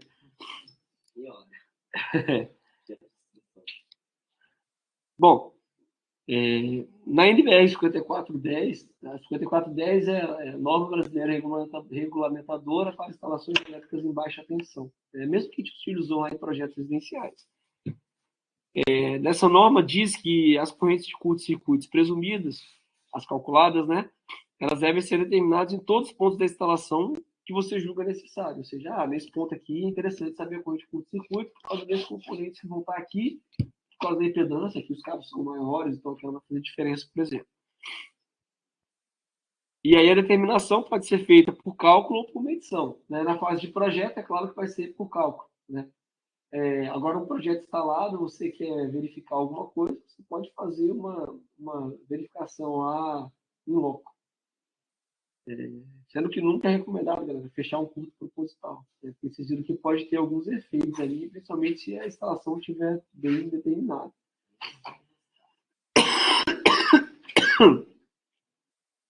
E tem alguns métodos para a gente poder fazer esse projeto. O que a gente vai usar aqui é um método simples, que ele é mais adequado para instalações de baixa tensão.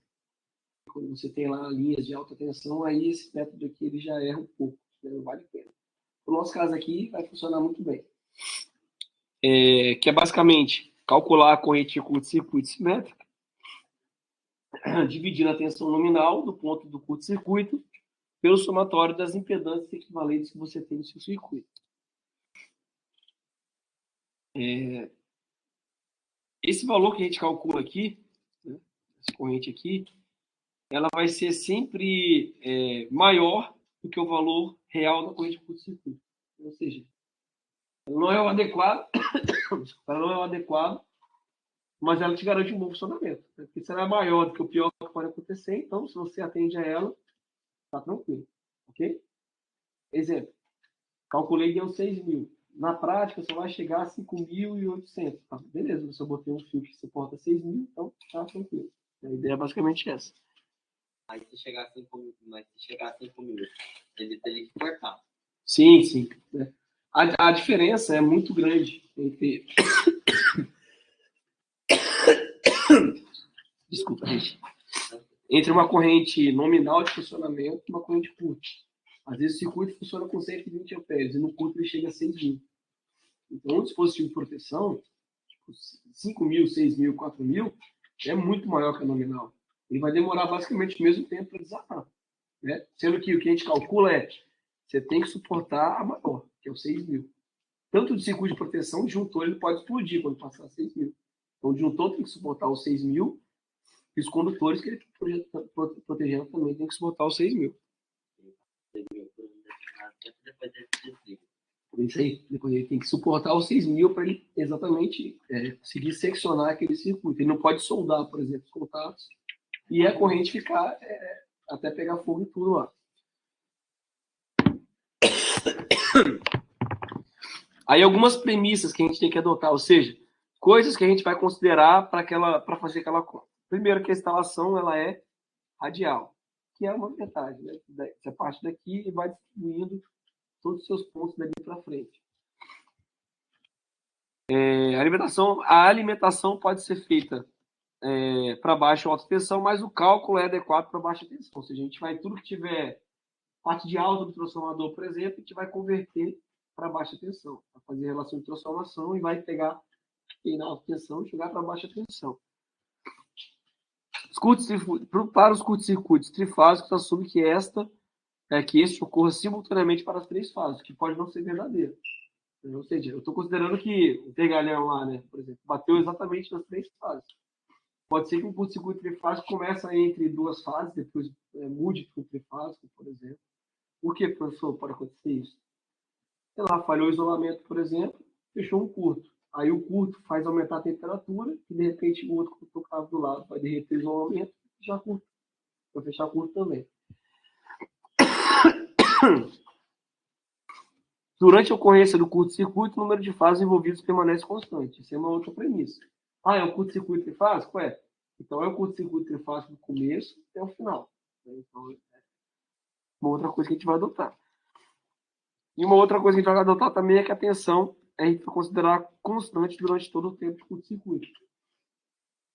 O que pode não ser verdade, né? Dependendo de onde você está, por exemplo, uma solicitação de corrente muito elevada pode fazer a tensão caia durante o tempo, né? O que vai fazer com que a corrente diminua. Então, se a gente considera que ela vai ser constante o tempo todo, a gente está considerando um caso pior. Né? Então, se a gente atende o caso pior, também vai atender, na prática, a situação que você tem.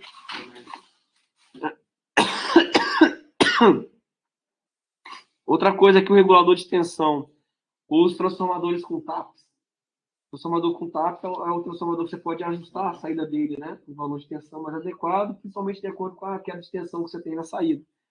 Que eles não vão alterar automaticamente a saída, tipo assim, ele vai diminuir a tensão, ou ele vai aumentar a tensão, que é considerada ela fixa, né? Não vai ser levado em conta a resistência de arco elétrico de contato. Por exemplo, quando você fecha um curto-circuito de um fio para o chão, né, ele tem uma resistência ali do contato, né, elétrico entre o fio e o chão. Que vai fazer, se você tem resistência ali, você não considera, o que vai acontecer na prática? Na prática, com resistência, ele tem mais uma resistência para somar no caminho que faz a corrente ser menor. Então, quando a gente considera um curto sem resistência de contato, está calculando uma corrente maior do que a real. Mas, de novo, se ela é maior do projeto, beleza. Suporta a capilaria vai suportar também a corrente real. Beleza? Pode entrar. E as correntes de carga, elas são desconsideradas. Por acaso tem alguma linha, por exemplo, que ela não está sendo utilizada, mas ela está carregada com energia, né? Uma linha grande, por exemplo, você também desconsidera aquela corrente de carga. Vamos lá, então o método é esse daqui, galera. Eu tenho aqui uma instalação elétrica. Então, podem olhar aqui, ó. Esse é o diagrama unifilar de instalação elétrica. O que significa o diagrama unifilar?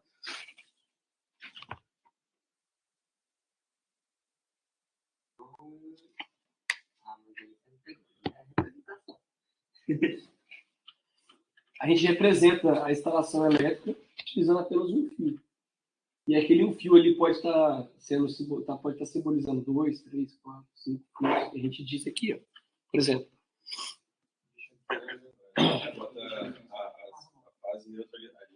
Aí, ó. Aqui, por exemplo, está entrando da EDP. Está passando por um transformador de 750 kVA, cuja relação de transformação é 13,8 kV na alta tensão para 380 volts fase-fase, 220 volts fase neutra. Isso daqui é um estudo de um transformador. Está entrando só um fio no transformador, é monofásico? Não. Está aqui, ó. São 3 fases e o neutro. O neutro, na verdade, não passa o transformador, então ele é trifase, são 3 fases, e o neutro que está aterrado lá na ligação do secundário transformador. Esses transformadores, normalmente a gente liga ele em estrela, triângulo, né, o primário em estrela, tanto que a gente pode ver a linha da EDP lá fora, só tem 3 fios em cima. Não tem neutro, né? A alta tensão, se vocês repararem, só passam as 3 fases. Então a gente liga primário em delta, né, em triângulo, e o secundário transformador que vai para a instalação, ela é ligada em estrela, que aí você tem as 3 fases e o centro da estrela que vira o seu neutro. Se até, né, na instalação tem algumas técnicas diferentes de aterramento, mas em suma você aterra aquele ponto e vira o neutro para a sua instalação. Então tá aqui, ó. Tem um condutor saindo aqui, mas na verdade não é um condutor, né? Tem uma linha saindo que representa 4 condutores, que é um neutro e 3 fases.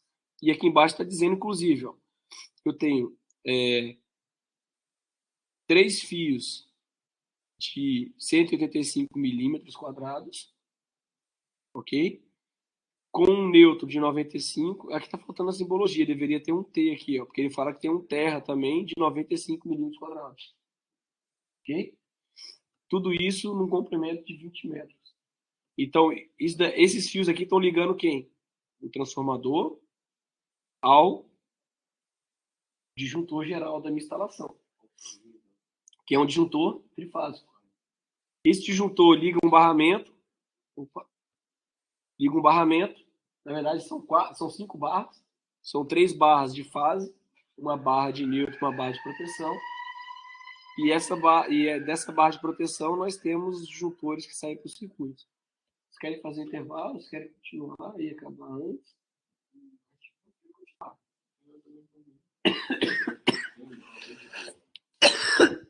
Vai acabar logo, tá, pessoal? Vai resolver um exemplo aqui, já tá no final.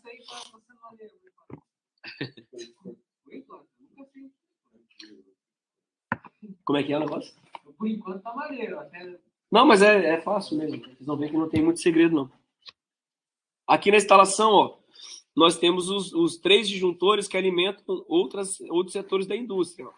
Esse disjuntor aqui, ele alimenta esse quadro de cima. Esse disjuntor aqui vai para uma carga específica, que é uma estufa. E esse disjuntor aqui vai para esse outro quadro de distribuição. Cada quadro desse tem suas cargas características.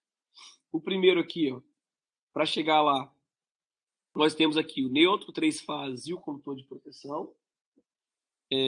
Nós temos 3 fios de 50 milímetros quadrados, que são a fase. Um fio de 50 milímetros quadrados, que é o neutro. E um fio de 25 milímetros quadrados, que é o térmico. A gente vai dar uma revisada nas próximas aulas. Como é que a gente calcula fio de novo, né? Que a gente viu isso já tem um tempo. E foi em ATNP ainda, né? Então, talvez nem todo mundo tenha conseguido pegar direito lá como é que o negócio funciona. Mas não é difícil, tá, galera? Bem tranquilo.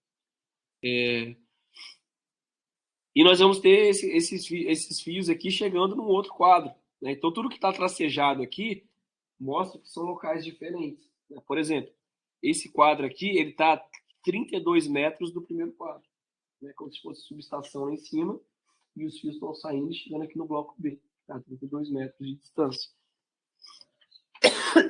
Aqui, nós temos um disjuntor geral desse quadro, que alimenta, de novo, 5 barras. Qual o tamanho dessas barras? Tem aqui embaixo. Ela não o comprimento, né? Mas tem as dimensões dela. Ela é de 0,5 polegada por 1/8 de polegada. Então, 0,5 polegada por 1/8. Barrinha chata, mais ou menos. Esse perfil aqui. Na verdade, 5 barrinhas, né? Uma barrinha para fase A, uma para B, uma para C. Uma para o neutro e uma para o terra. Ou proteção, né? Observe que aqui a gente não tem circuitos trifásicos que saiam. Tem um bifásico aqui e 2 monofásicos aqui. Um monofásico que alimenta só circuitos de tomada, um monofásico que alimenta só circuitos de iluminação, e aqui um bifásico que alimenta circuitos de tomada.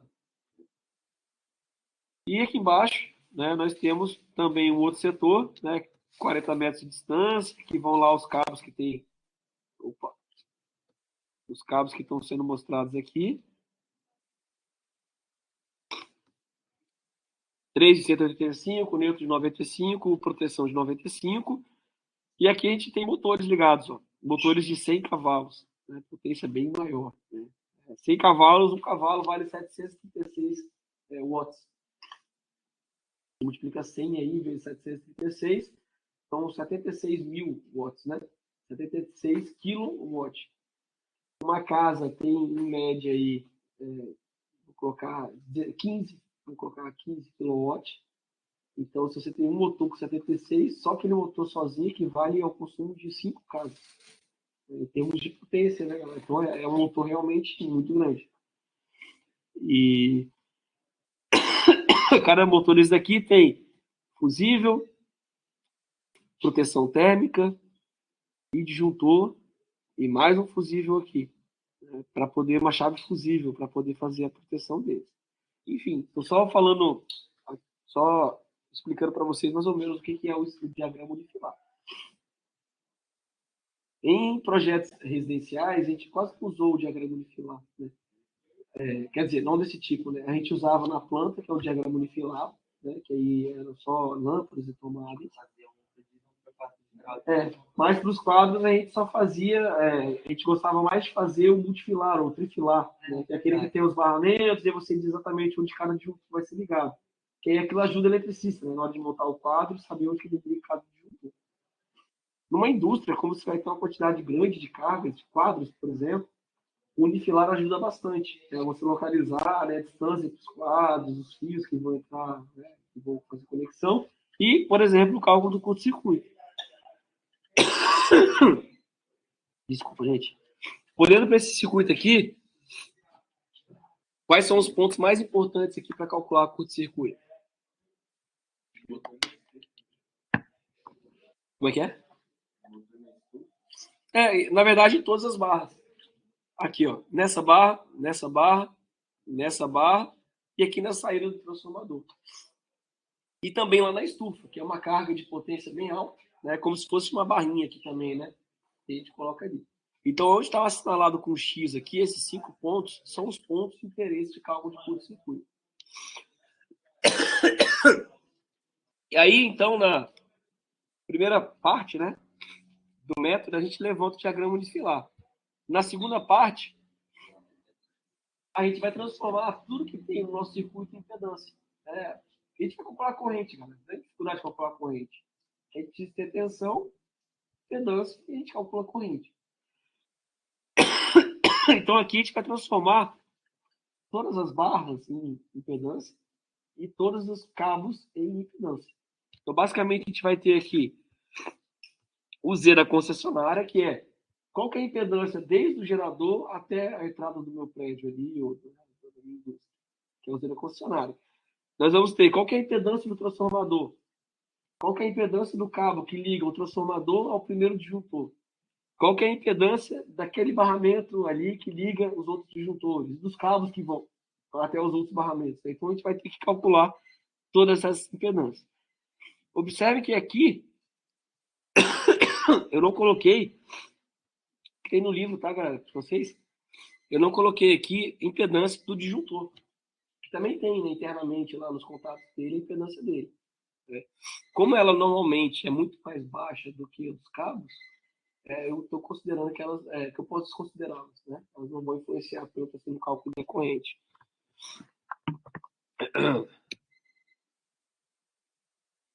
Num projeto assim, se a gente estivesse fazendo usualmente, teria que considerar também? Não. Eu acho que sim. Se você vai fazer para uma indústria grandona, aí considera. Mesmo ele não sendo tão importante, considere. Porque pode fazer você economizar algum dinheiro no final das contas. Pode entrar, Wally, fica à vontade. Não, cara, tranquilo. Tá, tem pouco aluno aqui, a gente está mandando pelo RNP aqui também.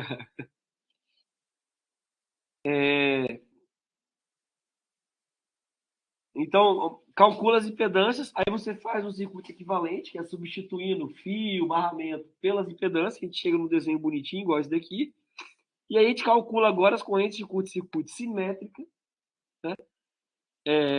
Utilizando a seguinte equação. A corrente de curto-circuito simétrica vai ser a tensão de linha dividido por raiz de 3 vezes a impedância equivalente.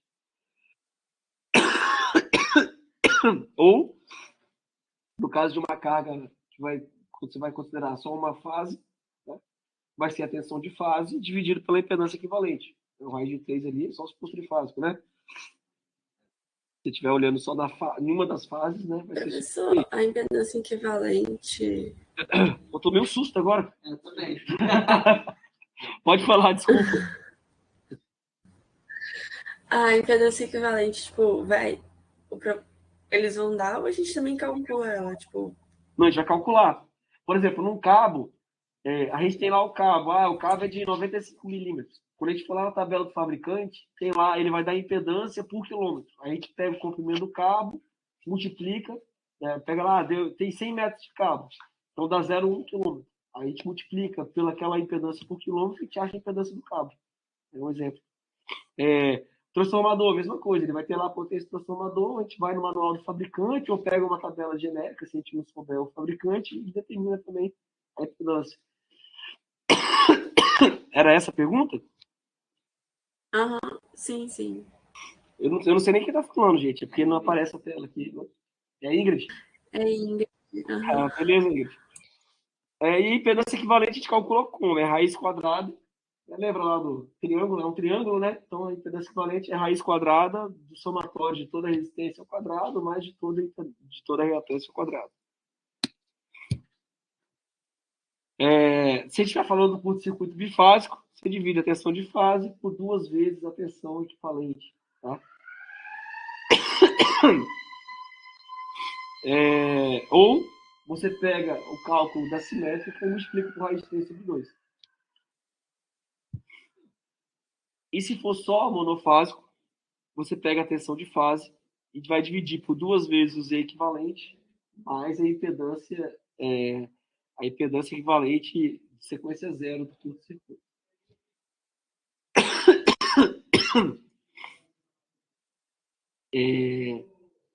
A gente tem aqui também, qual que é o curto-circuito monofásico fase terra, a corrente mínima que a gente pode ter.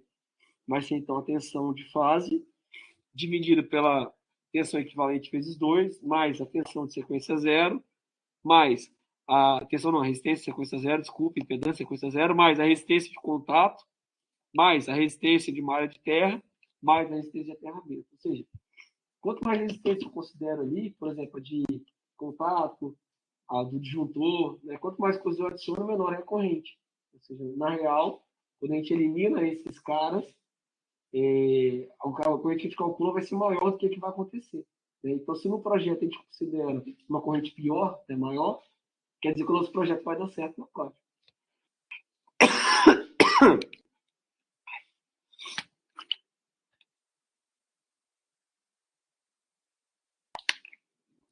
Tudo isso aqui para trás, pessoal, é simétrico, tá? Monofásico, bifásico, trifásico, simétrico, calcula desse jeito. Tá, mas como é que eu faço agora para calcular o assimétrico, já que no assimétrico a corrente é maior? A gente usa aquela equação lá da relação de assimetria. Ou seja, eu pego a corrente de curto-circuito simétrica e multiplico pelo fator de simetria.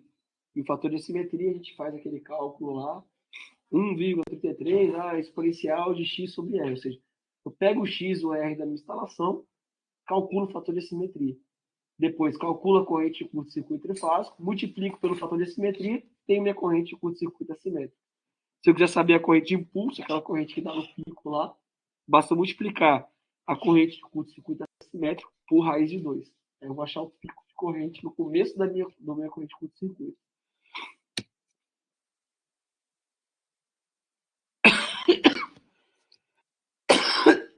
Bom, vamos lá. Então aqui, no método então da impedância equivalente, se eu pegar um ramal desse daqui, ó, onde eu tenho lá gerador, concessionária, transformador de entrada, um cabo que liga até meu barramento, depois um cabo que liga o meu barramento ao motor, e o motor no final das contas, né, com o Z do motor, o curto-circuito aqui. Como é que eu calculo o curto-circuito naquele ponto ali? Primeiro, eu tenho que determinar as impedâncias, né? Então, o meu desenho tá bonitão aqui, ó. Mas quanto que vale cada bloquinho desse daqui? O Z da concessionária, ela é a impedância reduzida do sistema elétrico. No caso do fornecimento de potência de curto-circuito, que é o que normalmente se faz, a potência de curto-circuito aqui é 10 kW. A EDP fala para você. A gente calcula aquelas impedâncias utilizando essas duas equações aqui. Primeiro, eu calculo a impedância no primário do transformador, que é onde está lá, né, a linha de alta tensão que chega na minha indústria, fazendo a tensão ao quadrado, 3,8 volts, 1000 volts, por exemplo, né, ao quadrado, dividido pela potência que me foi informada, por exemplo, 10 kW. Isso vai me dar a impedância de alta tensão. Só que o método que a gente está utilizando, eu falei, né, que ele trabalha em baixa tensão. Então, aí, depois que eu calculo a impedância de alta tensão, eu uso as relações do transformador para poder transformar ela para baixa tensão. Então, eu multiplico ela pela relação do transformador, que é o V de baixa tensão dividido pelo V de alta tensão ao quadrado. Isso vai dar para a gente qual que é a impedância de baixa tensão. Ou seja, eu calculo aqui o meu Z da concessionária. Entretanto, como no nosso setor elétrico brasileiro, a impedância, a parte reativa, ela chega a ser 98% da impedância total, eu faço um acolchoamento, vamos colocar assim, quer dizer que toda aquela impedância que a gente calculou ali, ela é só reatância, o R é zero. Vai ter só a parte J, vai ser só a parte imaginária. É como se o que vem lá de Itaipu, por exemplo, para a gente aqui, eu coloco que a resistência é zero e a gente só tem reatância indutiva. Então, eu determinei o primeiro bloquinho, que é o Z da concessionária. O segundo bloquinho, que é o Z do tráfego, a gente pode ir conhecer o transformador que vai usar, por exemplo, ir lá no manual do fabricante, procurar exatamente qual que é, ou utilizar uma tabela como essa daqui, né, que é uma tabela genérica, vamos colocar assim, para transformadores. E aí a gente calcula, então, o Z do tráfego vai ser o Z percentual vezes o V ao quadrado do transformador dividido pelo S do transformador. Vai na tabelinha, por exemplo, tem um transformador de 75 kVA. Normalmente são aqueles transformadores de rua, são 75, 125, dependendo de onde você está. 150, desculpa. Aí ele tem um Z percentual de 3,5. Aí ele tem uma potência de perdas que pode... Vou pegar esse aqui, ó, 150. Uma potência de perdas de 2.450. E aí a gente calcula, então, o Z e o R. Né? Calcular com o Z e o R, depois a gente consegue calcular o X, que é raiz quadrada de Z ao quadrado menos R ao quadrado. Ou seja, determino o Z do tráfego. Beleza? Tem exatamente a parte real e a parte imaginária daquele cara ali. Aqui é o que eu estava falando, Isaac. Entraria na sequência os dispositivos de manobra, como chave, disjuntor, né? Só que o que acontece? Esses caras, normalmente, eles têm uma reatância de 0,15 miliohm. Isso é muito pequeno. Pelo menos perto das outras que a gente vai calcular, ela é muito pequena. Então, eu não colocar elas não vai afetar tanto os meus cálculos. Ao contrapartida, se eu considero elas, vai fazer com que a corrente fique maior ou menor. Se elas entram no cálculo.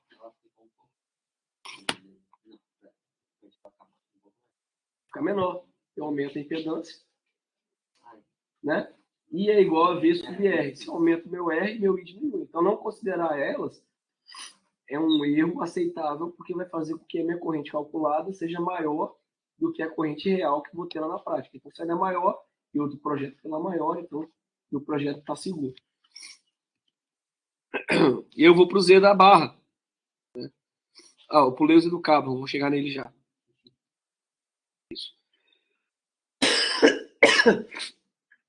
Bom, o Z da barra. A gente pode pegar do catálogo do fabricante. O fabricante também, igual o fio, vai ter lá o barramento igual aquele que eu citei, de meia polegada por 1/8. Tem tantos ohms por metro de barramento. Aí você calcula lá qual é o tamanho do barramento e acha a impedância. Ou a gente pode usar a resistividade do cobre, né? O barramento de cobre. Então você tem a área do barramento e você tem o comprimento do barramento, você calcula, né? Utilizando R vezes L, vezes L sobre A. Né? E aí, uma vez que você determina o R da barra, o X do barra você pode determinar como sendo 15% do comprimento da barra.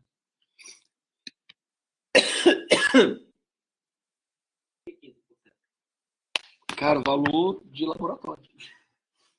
Provavelmente tem um erro em relação ao real. Por isso que o mais legal é você pegar o fabricante, pegar a tabelinha lá que te diz realmente quanto que é. Na falta disso, chute. É um chute bom, vamos dizer assim. Os condutores, como aquilo que eu estava falando agora há pouco, né? Os valores são fornecidos pelos fabricantes, normalmente vem lá em ohm por quilômetro. E aí, para obter a resistência total, basta você multiplicar o comprimento em quilômetro, né, vezes o que você encontra lá na tabela, né, que é a resistência por quilômetro, isso vai te dar o valor de R e de X. Né? Ele tem os dois dados na tabela, né? Tem tanto o R quanto o X. Basta você multiplicar pela distância do seu comprimento do seu fio, que você acha o R e o X dele. Então tá lá, ó. Exemplo da tabela da Prisma, que é aquela que a gente usou lá no segundo ano. Eu tenho aqui o cabo de 95 milímetros quadrados, por exemplo. Se for corrente contínua, a resistência é de 0,19 ohm. Ohm por quilômetro. Olha aqui em cima. Ohm por quilômetro. Ou seja, se tiver 1 quilômetro de fio, vai dar 0,90. Quanto que eu falei? 0,19, desculpa. Agora, para esse mesmo fio em corrente alternada, a gente tem o RCA e o XL. A reatância indutiva e a resistência. E aí, para o de 95, vai ser 0,23 vezes a distância, né? Para dar em ohm. Mais J 0,10 vezes a distância, que vai dar a reatância indutiva daquele condutor. Beleza? Ou não, beleza? Deixa eu fazer um teste aqui de cálculo. Ou seja, calculo o Z dos cabos. E aí, por fim, falta só o motor. Ou o gerador, né? Na verdade, se eu tiver gerador, né, como é que calculo o gerador? O gerador começa com o valor máximo, vai caindo até um valor de regime, né, até onde ele se estabiliza ali. As reatâncias que a gente adota, aí, no caso do gerador, né, é a chamada subtransitória, que é a XD2, não sei se já estudaram isso lá em máquina, senão vocês vão estudar, que determina a corrente no primeiro ciclo, do curto-circuito, que é o pior, né? E a transitória, que é o XD', que influencia alguns ciclos, normalmente do quinto até o oitavo ciclo, que é a parte subtransitória que vai até chegar na parte síncrona do curto-circuito.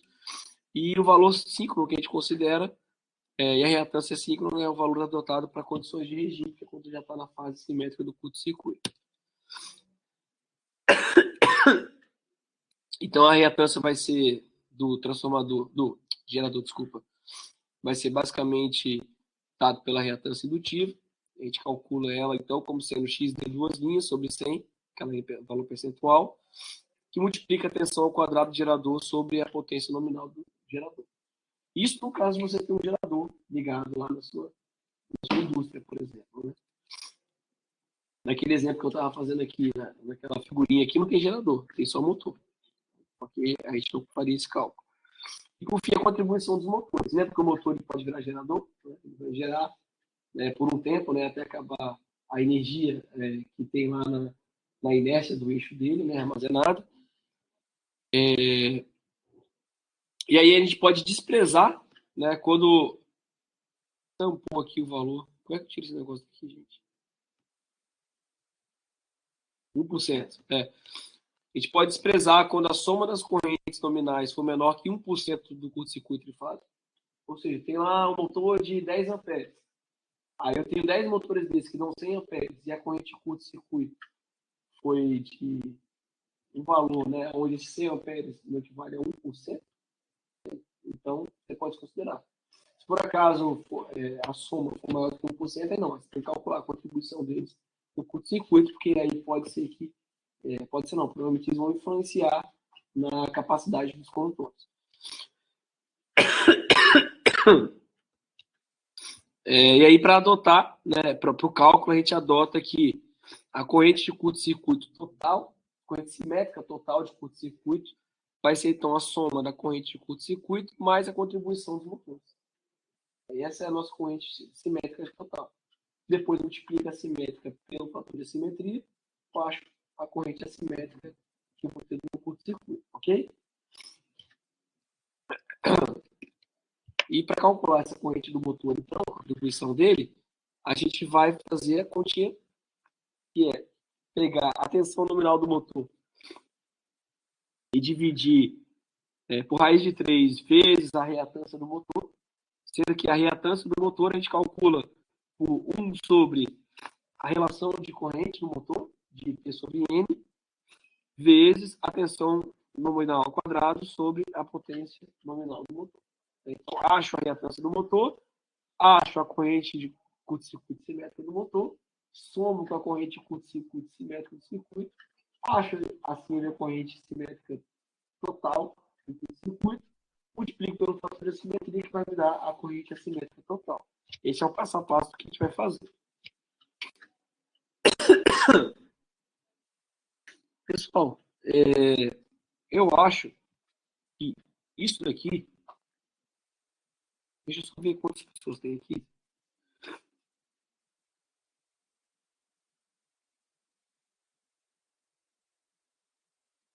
E, pessoal, agora que eu vi aqui, tinha gente perguntando.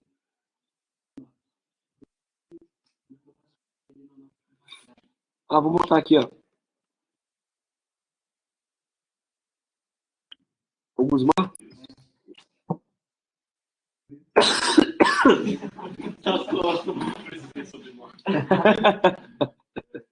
Tá tranquilo. Como é que é? Genódromo. Bonito. Pessoal, esse exemplo aqui, acho que eu vou esperar a aula. Eu quero fazer ele com calma, com todo mundo olhando, porque o trabalhinho de vocês vai ser mais ou menos resolver um exemplo. Aí eu acho que é melhor para todo mundo assistindo, para gerar dúvidas na hora. Pode ser? Aí, pessoal, para quem está assistindo aí do outro lado, eu vou encerrar a gravação aqui agora, tá? E aí esse exemplo aqui a gente faz na próxima aula, que não vai ser quinta que vem. Quinta que vem é feriado, vai ser na outra quinta-feira, beleza? Vou olhar para vocês agora. Isso vai encerrar aqui. Pessoal, obrigadão aí para todo mundo que assistiu. Então, vou encerrar o vídeo aqui, galera. Valeu.